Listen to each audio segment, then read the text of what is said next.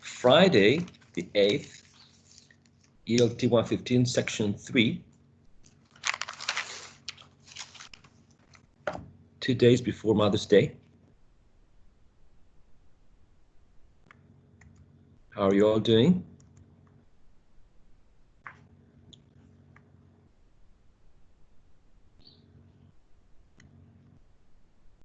We've got Satcom Claudia. How are you all doing today?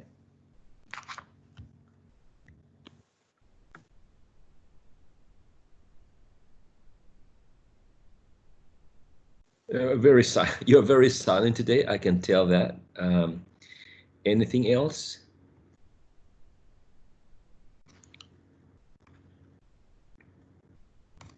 I'm calling the rest of the participants. Enjoying a cup of coffee. A cup of coffee, of course. And I'm calling some of the so-called participants in this meeting. I'm calling Elizabeth Mejias and who are not available. We're going to start by first reviewing, right, what we did last session. And later on, we're going to have some speaking exercises. And we're going to continue with alveolar sounds. So first of all, I'm going to write down on the chat room 3 questions. If you can answer the questions, you can provide the answer either orally or you can type the answer in the chat, okay? In the chat room. The first question is, how can consonant sounds be described?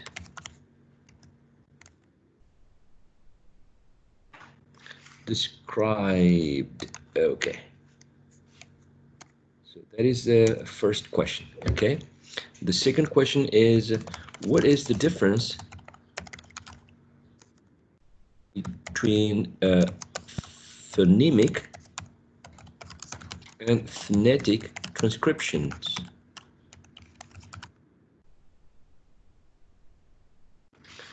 Phonetic, I'm missing an N. Okay, that's the second question. And the third question is, name at least 1, 2, okay, let's be gentle. Let's name at least 3 differences between RP and GA.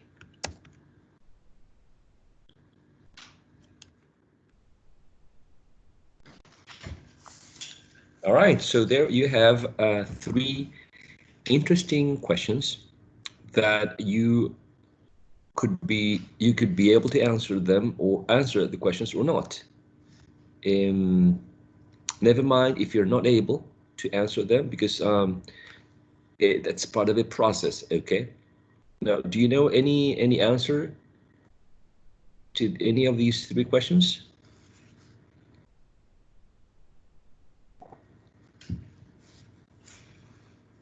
Not yet?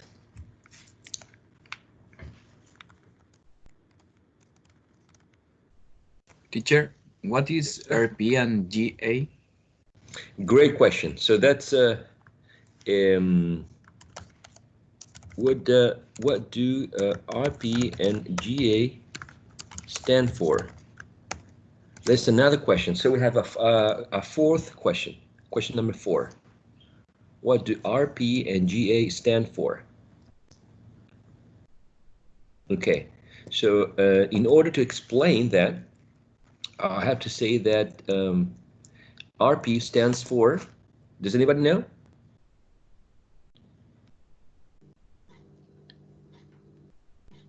RP, GA? General American and received pronunciation? Exactly. General American and received pronunciation.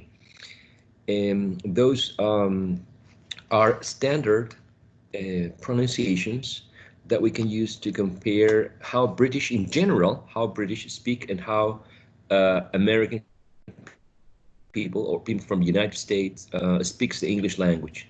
So received pronunciation, also called BBC English. So RP is equals received pronunciation, or also called BBC English, or some people even call it the Queen's English. Okay, so whenever you see anything like this, RP, it means received pronunciation, or BBC English or Queen's English, is the highly educated dialect that some people speak in some sections of Britain, not in all areas of Britain, right? And General American, GA stands for General American, which is a standard version of English, the one you can hear if you turn on a news channel like NBC, for example. NBC, which is a broadcasting news channel in the United States. And if you pay attention to the accent, they anybody can understand that accent because it's very clear, it's well pronounced. Okay, it doesn't have much regional characteristics. It's not southern, it's not northern, it's not the Californian English, it's not the New Yorker English. Okay, it's more like a standard version. Okay. And Valentina says, I think that phonemic represent how people interpret the sounds, and phonetic in more detail. Yeah, that's a great answer. That's a great answer. Phonemic representation or phonemic transcription is basically the transcription that you can find in a dictionary. For example, in an online dictionary, you type the word phoneme. Yeah, right. You type the word phoneme, and you will find the phonemic transcription of the word phoneme. Let's do that, right? So I'm going to type the word phoneme in a website, and I'm getting the transcription here that I'm going to paste in the chat room. Okay, phoneme. Okay, phoneme. So that is the phonemic transcription, right? The phonemic transcription. Same thing, for example, if I say pencil, okay, pencil, and I get something like this that I'm going to copy and paste in the chat, okay? Pencil, okay? Another word, stop also. You see, so pencil, stop. This is the way that in general, right, words can be transcribed as the ones that you can find in a dictionary. Always the same. Stop, always the same. Pencil, always the same. Phoneme, always the same. But the thing is that when you put one word next to another one, they influence each other. I mean, the last sound of a word influences the next one, or the other way around. The initial sound of a word influences the last one of the first word. Let me give you an example.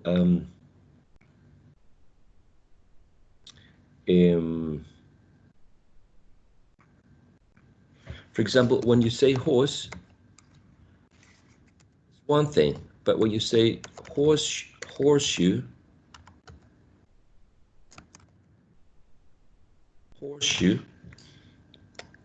it's different. I mean the last sound of horse, right? Horse. It's just an s. But then when you say horseshoe, right? Because the next sound is a sh, the one in shoe, right? Sh. Your tongue starts to get ready for the next sound. So this sound somehow is influencing the final s in horse. So when you say horseshoe, horse, horseshoe, the s becomes more similar to sh. So there is an assimilation present here. There is a characteristic from one sound that goes into the other one. So the sounds influence each other. And how can you transcribe these specificity, these pronunciation changes using phonetic transcription? Phonetic transcription, as Valentina said, gives more detailed information. Okay, for example, if you're reading the chat, you have the word. Okay, let me go to the presentation better, because I think the presentation might have, on the one hand, might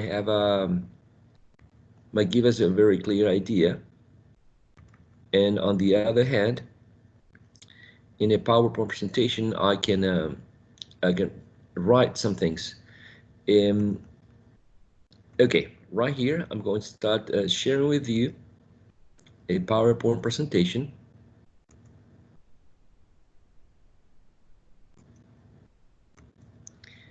And the presentation is this one. Let me know if you can see it, please. Yes, sir. Okay, thank you. So I can't remember if I gave you this explanation before, so please just let me know if I'm repeating myself, all right? So if you say pencil, port, right, or pad or pen, this p in initial position has certain characteristics. For example, the sound is plosive, p, p. If you put your hand in front of your mouth, you can feel a puff of air. Even better, if you put, some people can do this. If you put a piece of paper in front of you, in front of your mouth, and you say pencil, pot, pad, pen, you can see that the piece of paper is moving, is shaking, right? So that is a characteristic that some sounds as p, which are called plosive sounds, have, okay? A strong puff of air. This characteristic is not present when the p is in final position. For example, when you say stop, stop, we don't say stop p, we say stop. So this characteristic is not present in this p in final position, right? Only in initial position in a word. Well, when we talk about phonemic transcription, the phonemic transcription does not care about the details or differences. If we are using phonemic transcription, we're going to use this symbol to represent the p in initial position, the p in final position, or the p in any position. We're going to use this symbol to represent the sound p. Okay, using the phonemic transcription, which, by the way, is a type of transcription we are going to be using in this course. Now, next semester, you will have to use phonetic transcription. Phonetic transcription gives more detail about the differences that there are when you are pronouncing specific sounds. So, for example, in initial position, I'm talking about phonetic transcription now, right? Pencil, port, is louder and it's stronger, right? It's more plosive than p in final position. So phonetic transcription gives that information. So when we are describing the p in initial position, which is very plosive, we use that symbol. And when we're describing the p in a final position, and as in stop, stop, we use this symbol. which means that the p is unreleased. That is not p, but only you just close your lips, right? You put your lips together as in stop, stop. Okay, so this amount of detail is given when you're using phonetic transcription, but phonemic transcription is more general, meaning that you are using only one symbol, for example, this one, p, to describe the sound in any position. And we're not going to be concerned about any difference, okay? So that's the difference between phonemic and phonetic transcription. And the one that you're using, or that we're using in this course, this semester, is phonemic, the first one, phonemic transcription. Okay? Now, I think we're going to go back to the topic that we were dealing with. Last class, I think we covered some consonant sounds, which are the bilabial consonant sounds are produced by putting both lips together, as in p, b, and m. And we talked about labiodentals as well, right? Consonant sounds which are produced by, sorry, touching the bottom lip with the upper teeth, right? As in f and v. If you remember, f and v are labiodentals, particularly this one, v is labiodental, and the other one is bilabial, right? Bilabial. And it's very important to make the difference between bilabial b and a labiodental v, because they have an impact on the meaning of the word, right? You can think about, I just can think of one minimal pair that always comes to my mind is vote and boat, but you can think about other words in which you have minimal pairs. You know, you have the same sounds except only one. In this case, the one in initial position is different. Vote and boat. Vote and boat. And the meaning changes, right? And then you can be talking about something completely different. Vote, like I'm voting for a person, I'm voting for a president, and boat, like I'm going on a boat to an island. Okay, so that's very important to remember, because in Spanish, usually these ones are allophones, right? You can say voy a ir a mi casa, you can say voy a ir a mi casa, and you can say, you can use labiodental, or you use bilabial sound, and people will understand, right, that you're going home. Voy or voy, right? So in Spanish, these two are allophones, right? They are different realizations of the same sound. But in English, v and b are phonemes, because they are different sounds which change the meaning of the word when they are changed, right? So phonemes in English, allophones in Spanish. I think we covered this slide. Please correct me if I'm wrong. We talked about the differences in terms of alphabetic spelling, like F, PH, double F, GH, and the same sound is produced, right? And in a sense, the same sound is produced, we use the same symbol, right? And always remember to use the symbol in between slashes, because if you do this, you're talking about the grapheme, or the letter, right? And if you put this as the symbol in between slashes, we're talking about the phonemic symbol. This is the letter, this is the phonemic symbol, or phonetic symbol, right? And I think that we reached the interdental consonant sounds. we said that these two sounds are very similar. They are articulated, putting the tongue in between the upper and the lower teeth, right? And the sound is very funny because it's not present in Spanish. At least it's funny for children when you're teaching this sound. And we checked some examples as when we're producing, we say thanks, thick, thought, thumb, and path. And for this one, then, that, the, those, and this. Right? They're quite similar. And we will see that there is only one difference between these two sounds, and it's one characteristic, which is voicing. And here I'm answering the first question. How can you describe consonant sounds? Right? How can you describe consonant sounds? And let me see if there is an answer. Sapka says, for example, in airport, we use p to airport. Exactly. We use in airport, we have p in middle position.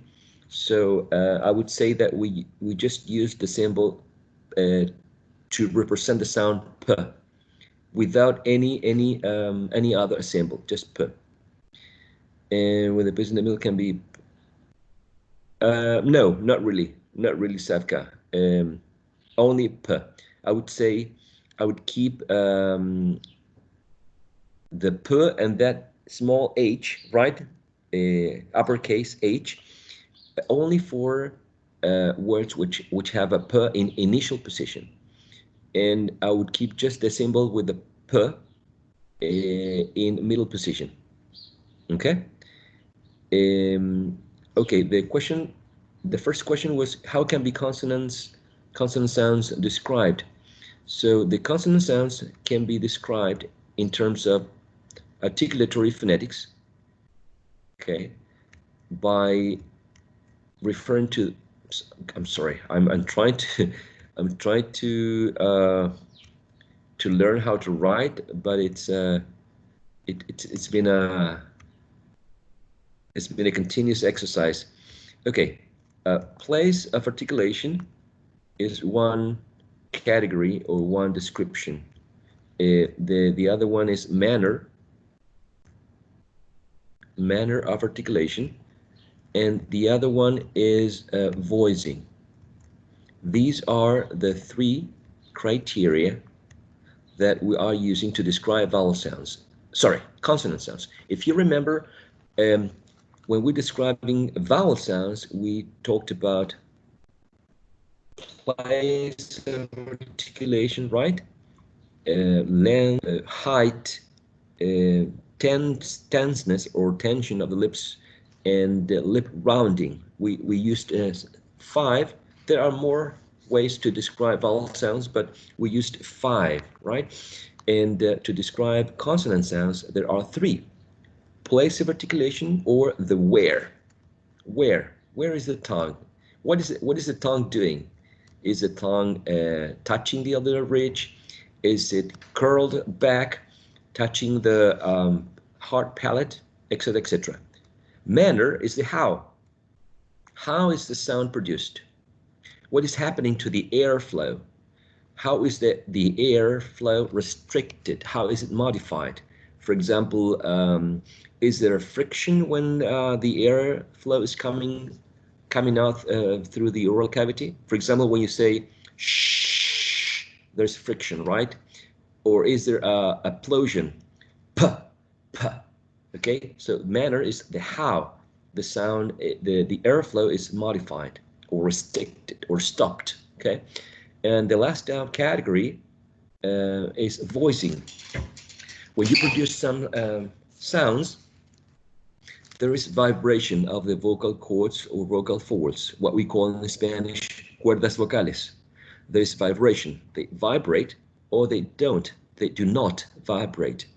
So when they vibrate, they're called voiced, and when they do not vibrate, they are called voiceless. Okay, so these are the 3 criteria, right? used to describe consonant sounds. Okay, 3 criteria that we are going to be using for this course. So I'm going to write here vibration of the vocal cords, or you can call them vocal folds, right? Now, so far, do you have any questions? Because I've been speaking and speaking on and on and on non-stop, and I don't really know if you have any questions. So far? Teacher, Yes, sir? you talk about the vibration of the vocal cords, Yes, right? sir. What are the difference between specific the vibration and no vibration? The name? For example, yes. For example, we're going to be talking about alveolar sounds now. Okay, sounds that are produced by raising the tongue and touching the alveolar ridge. That's why they're called alveolars, right? And we're going to be comparing these two sounds, s and z, s and z. Okay, and we will see that they have the same place of articulation, the same manner of articulation, and the only difference between these two sounds is that the first one is voiceless, okay, voiceless, and which means that there is no vibration of the vocal cords. You say S, and if you touch your throat when you say S, you will see nothing here in your throat, right? Now, in the case of this one is called voiced, and this is a voiced consonant sound, because when you say Z, and again you press gently, please, okay, you gently press your throat and you say Z, you will feel vibration here. Z. So if you go from one to the other one, you will see that in the first one there is no vibration, and in the second one there is. If you try like me, saying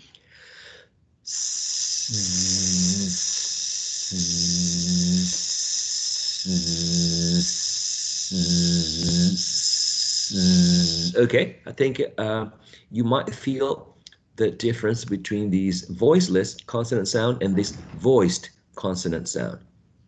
Okay, so that is, and we will see a couple of sounds which have the same manner of articulation, the same place of articulation, and only voicing will be the difference. Okay, so for all those sounds in which there is no vibration in the vocal cords, they will be called voiceless. Okay, voiceless.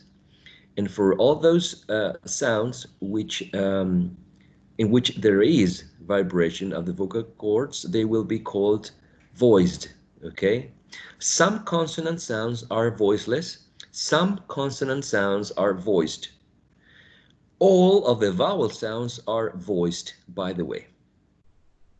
Okay, all vowel sounds are voiced. So we're going to be talking about these group, which are the alveolars or alveolar consonant sounds, and they are called like that because if you remember this area here, it's called the alveolar ridge, right? The alveolar ridge.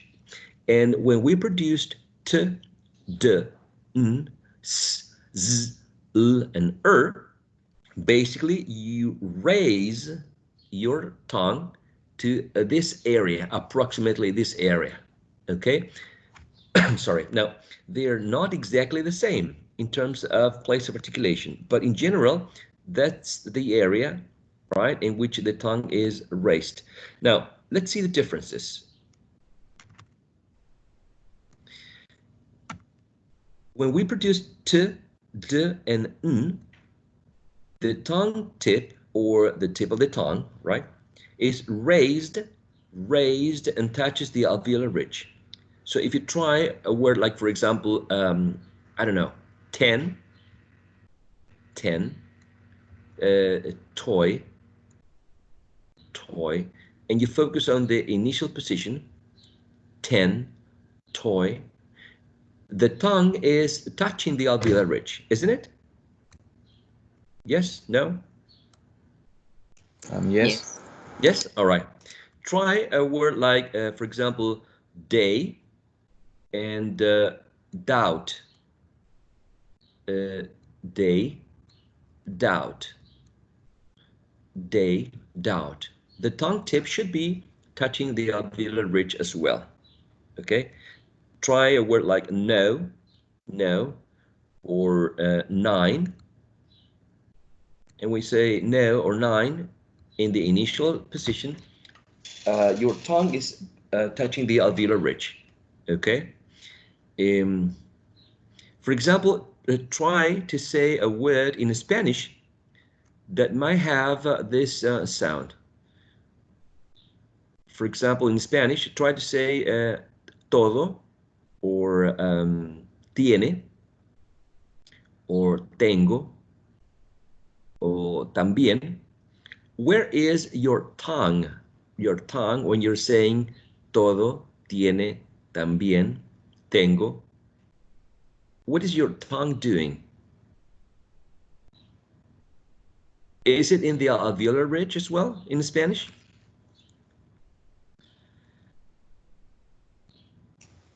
Yes, teacher, I think.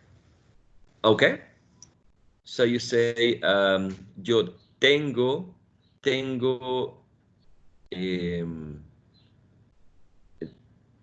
yo tengo todo el tiempo, yo tengo todo el tiempo, and your tongue is touching the alveolar ridge. Yes? Yes. Yes. Okay. In my case, when I speak Spanish and I say, for example, yo tengo todo el tiempo, my tongue is actually behind the upper teeth. Yo tengo todo el tiempo. In my case, personally, right? My tongue is not in the alveolar ridge in Spanish. Mine too. Okay. Interesting, right? So there are some differences. Try in Spanish, because here we have 2 more examples with de, they, doubt. Try some words in Spanish, for example, día, danzar. I don't know, think about words, right, in Spanish. Donde, de, okay, discípulo, I don't know, dado. So where is your tongue? What is your tongue doing? Is it in the alveolar ridge as well as in English, or in a different position? It's almost between the teeth. Exactly right. It's almost between the teeth, like almost in between the upper and the lower teeth, right? For some of us. So try finally with Spanish to say some words that have the n sound. For example, no, nueve, nones, ninguno,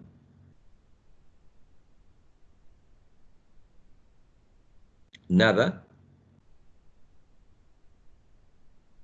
nunca. And see if your tongue is in the alveolar ridge or if your tongue is behind the upper teeth or if your tongue is almost in between the upper and lower teeth.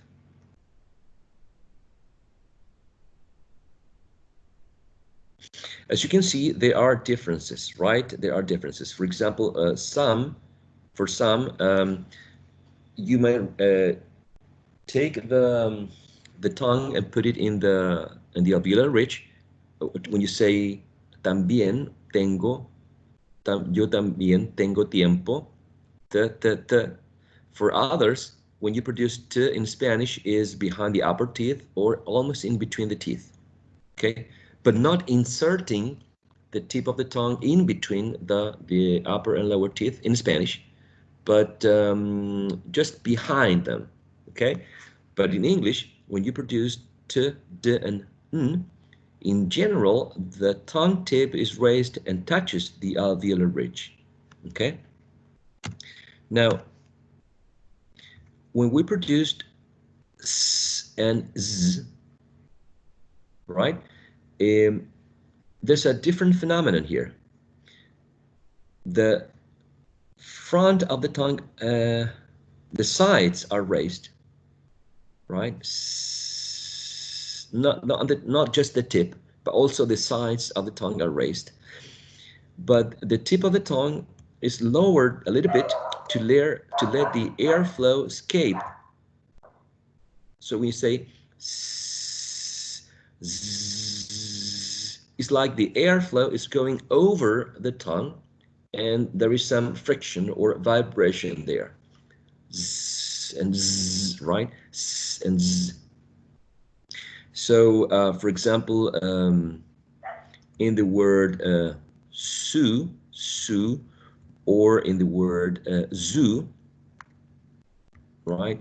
You have two sounds that are very similar, but one of them is voiceless and the other one is voiced. And both of them are, in terms of place of articulation, are alveolar. Su, zoo, okay?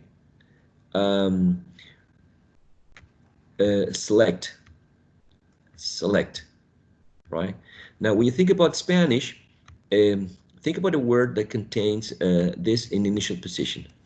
For example, sandía, selección, súper, sereno. Is your tongue in the alveolar ridge or near the alveolar ridge when you are producing this sound in Spanish?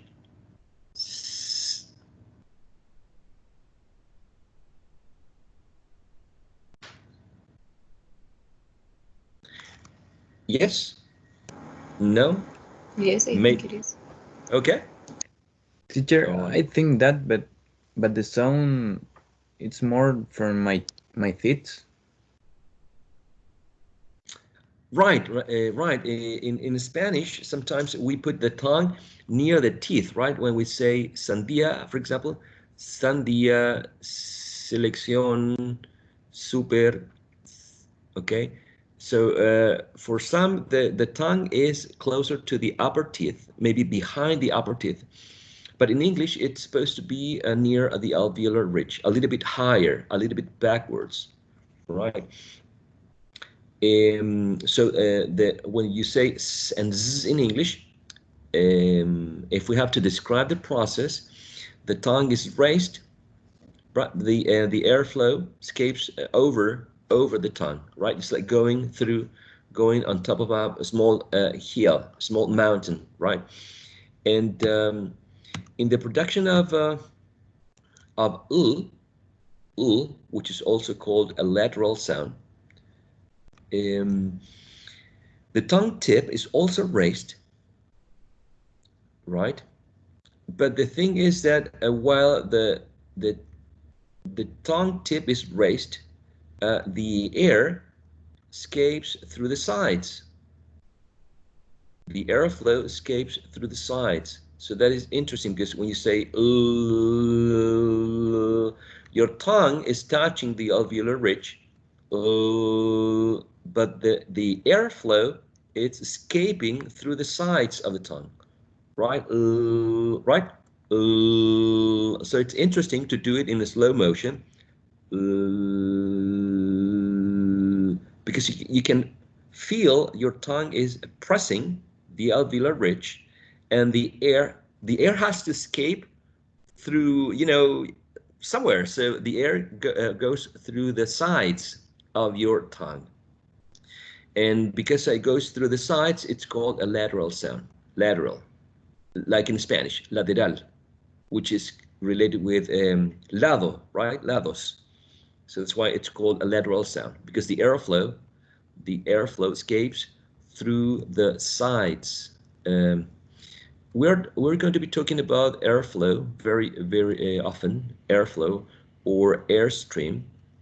Okay, airflow or airstream, which is the air that comes from the lungs, right? The air that is used to produce sounds. Like now I'm speaking with you. Now I'm talking. So basically, I'm pushing airflow. The airflow is coming from my lungs, going through the glottis, making the vocal folds vibrate, and then I'm modifying the sound, the air, using the articulators of my mouth, right? So it's an interesting process, but I wanted to write these concepts so we are on the same page. Airflow or airstream, okay? Which is what we say in Spanish, el aire que sirve para los sonidos. Respirar, pero también producir sonidos. And finally, in this group of alveolar sounds, we have the er,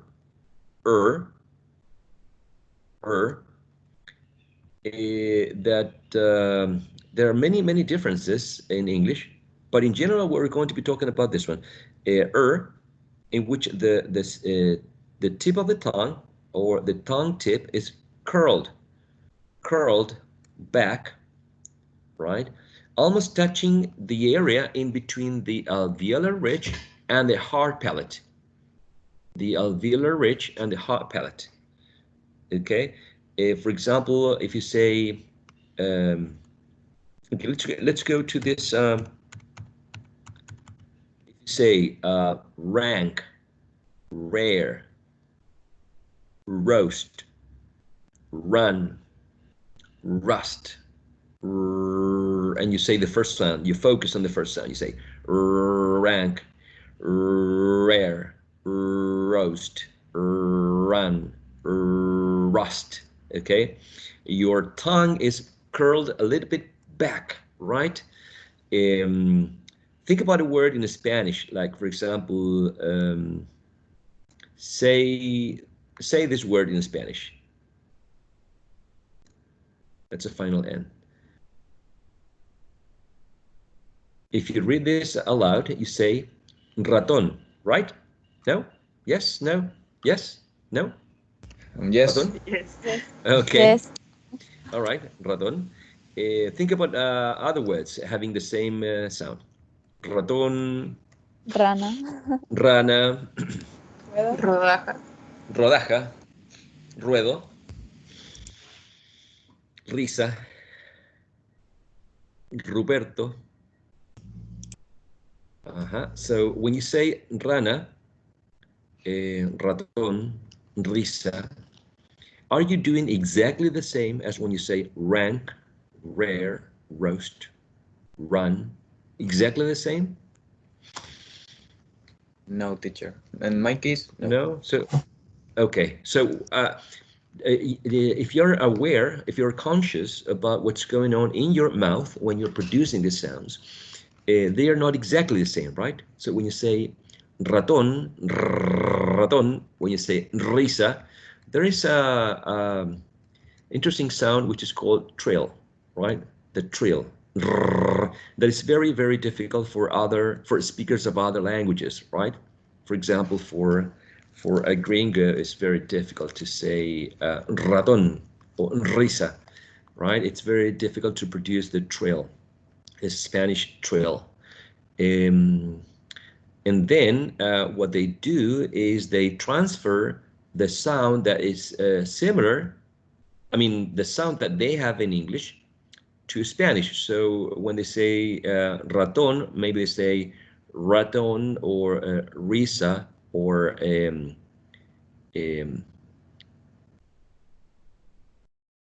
rusa or Romero, right? Romero, right?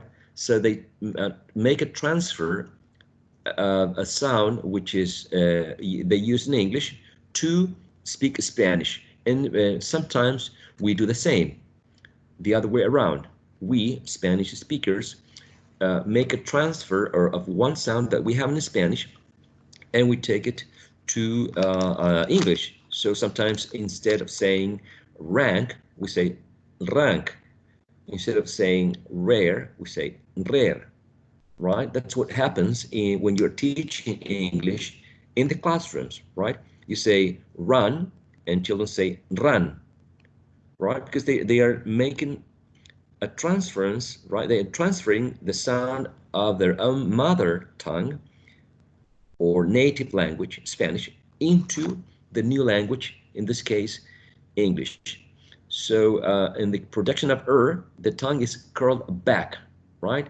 In between the alveolar ridge and the hard palate, okay?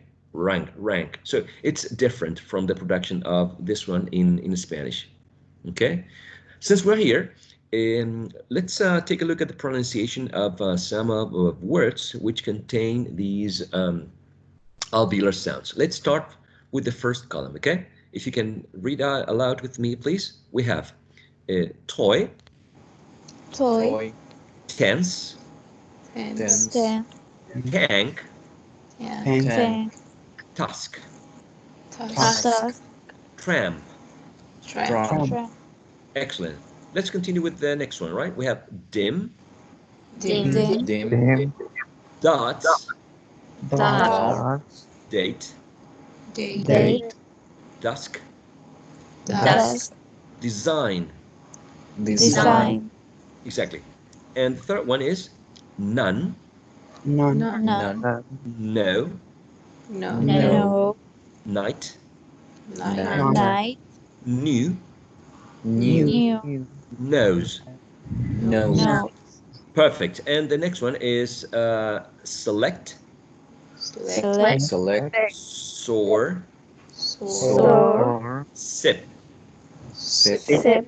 sigh, sink.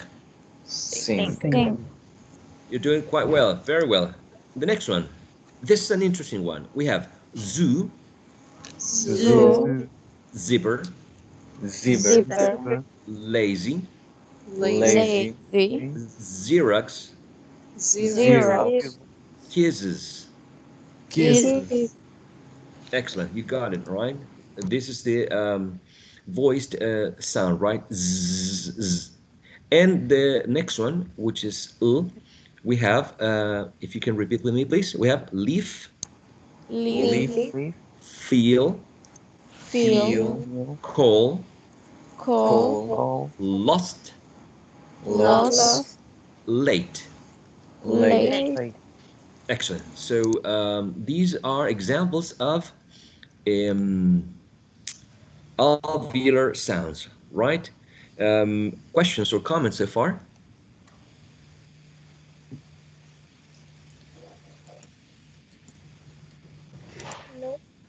No? Okay. Leaf, call, leaf, call. They are produced with the same sound, but the sound has a different quality. It's a different quality, right? Leaf, call, leaf, call, right? A different quality. This is light and this is dark, okay, at the end. The tongue is not in the same position.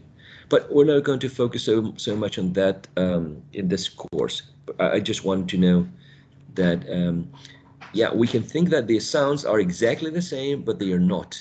They are slightly different depending on the position the sounds are. Okay. Okay, and we're going to include one more set to this set of consonant sounds, and then we're going to have some speaking practice. Okay, so in this in these two sounds, I mean, these are symbols, right, representing two sounds. Now, let's focus on this one. This sound right? When you are producing this sound, you're saying shh, as if asking for silence, okay? When someone is being too noisy and you say shh, that sound is described with this symbol. You raise, right, the front part of the tongue to the palate. Shh. So when you say shh, try to get an idea of what's going on in your mouth. Shh. Is your tongue going up to the hard palate? Shh. Yes? No? Yes. Yes? All right. Yes. Can you think about a word containing this sound? Shh. Show. All right, excellent. Show. Any other? Shop. Shop. Excellent. One more, please. Fish. Excellent. All right. Excellent. And when you're producing the second one, the second sound, which is represented by this symbol, it looks like this, right? Like this, right? It's a little bit longer at the bottom. Okay, it's not number 3, by the way, okay? So if you're transcribing the sounds, they should be like this, right? When you're producing the second one, the second sound represented by this symbol is exactly the same, but you add vibration of the vocal cords. So you go from, for example, shh, shh, shh. Okay, so you add vibration of the vocal cords when you use them, when you produce the second one. Shh. Remember the test. Put your hand, touch your throat, right? And you go from shh to shh.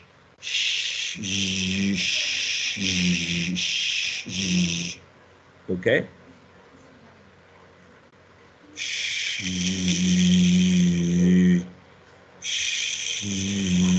Okay, so that is basically the difference. There are no other differences in the direction of these two sounds.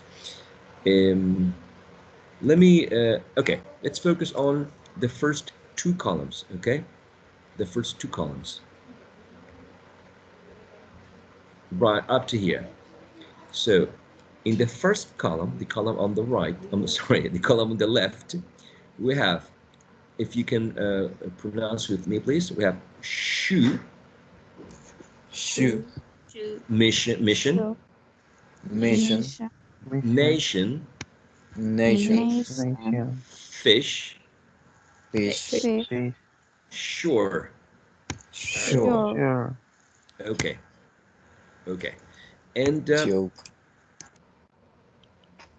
okay, and now, sorry, and now we're going to focus on the symbol on the left on this side. Remember, exactly the same, but with the vibration of the vocal cords, right? So in these examples, we have measure, Measure. vision, Vision. azure, Azure. casual, Casual. decision. Decision. All right. So there's the sound is present here. Measure, vision, azure, casual, decision. It takes a while to get used to the pronunciation of this sound, but remember, have the same place of articulation. You raise the tongue, right, and you touch the hard palate region, right, the hard palate area. They have the same manner of articulation. Okay, I maybe I should not say this, but you know, just for you to know, they have the same manner of articulation, and the only difference is the first one is voiceless, no vibration of the vocal cords, and this one is voiced, that there is vibration. Okay, so if you don't remember how to pronounce this one, at least you know that this one is the one using shoe or sure, or the one that you use when you want someone to hush up, right? To be silent, to be quiet. Shh. And you add vibration.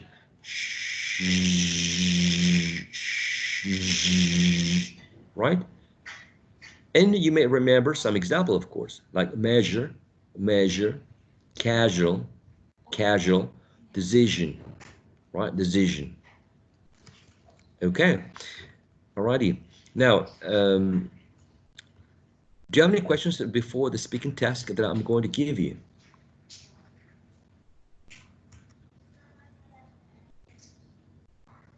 Okay, for this exercise, you need to have the pronunciation exercises PDF file open. Okay, for this exercise, speaking exercise, you need to have the speaking, the pronunciation exercises PDF file open. So what we're going to do is we're going to have a short break now. Okay. We're going to have, 7-8 minute break, coffee break, bathroom break, you name it. And when we come back, we're going to do some speaking practice. So you need to have your pronunciation exercises PDF open. This you can find in the LMS. If you cannot find it in the LMS, anyway, I'm going to upload it here in the chat room. Okay, I'm going to look for it here now, and I'm going to upload it to the chat. Okay, do you have any questions or comments before we go on a short break? No. No? No. No. Alrighty, so we're going on a short break now, 7-8 minutes, and when we come back, we're going to be using the pronunciation exercises PDF file, okay? And I'm uploading the file to the chat room in case you cannot find it in the LMS. Okay, so I will see you in 7-8 minutes.